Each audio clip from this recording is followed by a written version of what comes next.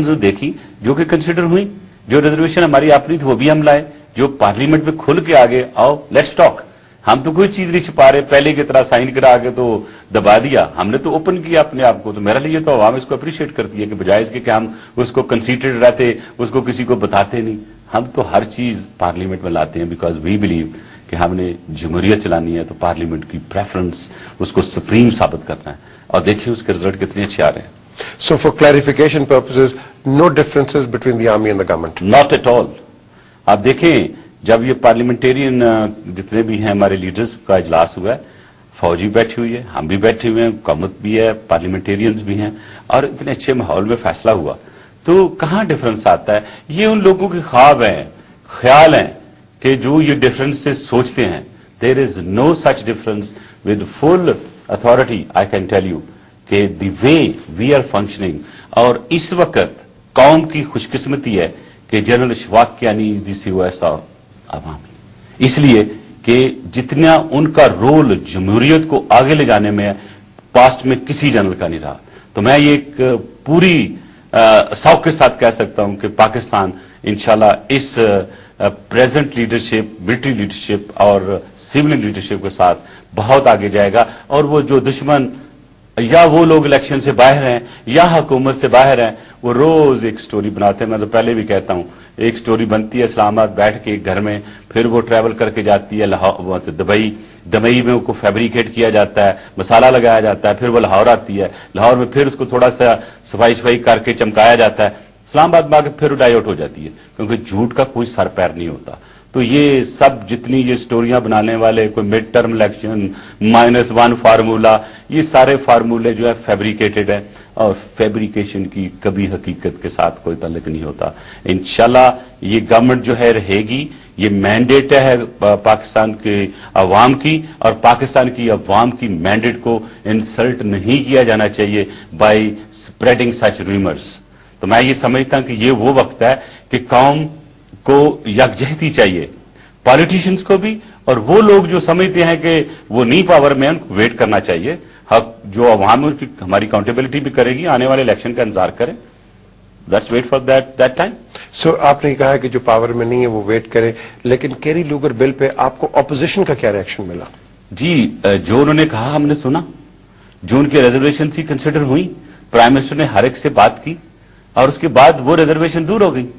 वो joint statement जो उसका पार्ट है उसका कैरी लूगर बिल का, तो मैंने तो कहा ना कि ये वो चीज है जो ग्रांट आई आपके पास, अगर अवाम उसको मुस्तरद कर देती, असेंबली में मुस्तरद कर देती तो ठीक है, नहीं लेते, कोई आप पे कोई बंदिश नहीं है। आपको मैं कहता हूं, कोई बंदा कहता है जी इतने पैसे मुझसे ले लिए, आज के बदले ये काम करें, कोई जी सॉरी मुझे नहीं चाहिए।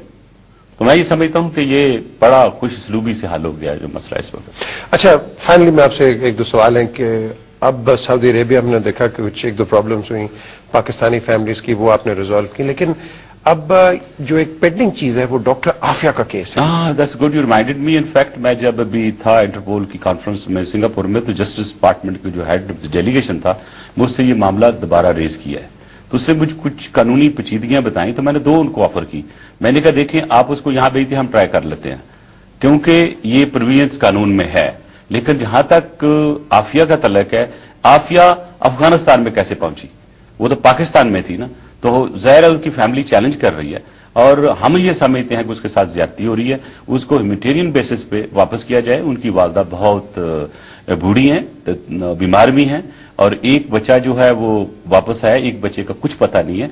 तो ये मेरा ख्याल है कि इसको उनको सीरियसली लेना चाहिए, और उन्होंने मुझसे वादा किया है कि जो वापस जाके he'll get back to me in 2 to 3 weeks, और मुझे रिएक्शन देंगे उस रिक्वेस्ट का जो कि मैंने हेड ऑफ द डेलीगेशन जो जस्टिस डिवीजन का जिसको डील कर उनसे किया, और बड़ा फोर्सिबली मैंने कुछ पॉइंट्स मैं मीडिया को नहीं बताना चाहूंगा, लेकिन लीगल पॉइंट्स के बेसिस पे उनसे बड़ी डिटेल से फोर्सफुली बात की है। आपने भी एक लफ्ज इस्तेमाल किया कि कुछ पॉइंट्स में मीडिया को नहीं बताना चाहूंगा। हम देखते हैं कि जहां भी कोई अटैक होता है तो ऐसे सेंसिटिव एरियाज में मीडिया तो पहुंच जाता है। नहीं, वो इसमें लीगल मैटर्स हैं, वो आम समझ नहीं आती ना, इसमें लीगल मैटर्स हैं, इंटरनेशनल डोमेन्स हैं, उसके बाद transfer of accused from one part to the other part, then the role of the Interpol, then of course certain privileges rights of the accused और सस्पेक्ट। تو وہ ساری چیزیں میں ان سے کھل کے بات کی تھی کہ اس کے جو پریولیجز رائٹس جو ہیں دیٹ ہیو بین وائلیٹڈ. یہ تھے senator Rehman Malik, minister for interior. آپ نے ان سے سیکیورٹی کے ریلیٹڈ جتنے بھی جوابات یا آپ کے جو تحفظات تھے آپ نے ان کو سن لیے اور آپ نے دیکھ لیا کہ یہ کیا کرنا چاہتے ہیں, حکومت کیا کرنا چاہتی ہے. یہ بڑا آسان ہے کہ اپوزیشن جو بھی ہوتی ہے, جب یہ اپوزیشن میں تھے تو ان کی ایک اوپینین تھی, ریسپانسبلٹی کسی اور کی تھی. آج کوئی اور ہے اپوزیشن میں, اوپینین ان کی ہے, ریسپانسبلٹی ان کی ہے. تو بات آتی ہے جس کی ریسپانسبلٹی ہوتی ہے واٹ ایور, وہ اس ریسپانسبلٹی کو آپ گیج کرتے ہیں at the end of the elected democratically elected tenure. تو we'll have to wait and see کہ ان کی کیا پرفارمنسز ہیں. یہ performances over a period of time آپ کو نظر آئیں گی, اچھی بھی ہوں گی بری بھی ہوں گی, لیکن we have to look at the positivity. And when we look at the positivity, let me tell you, we will only think of Pakistan and keep Pakistan first. خدا حافظ.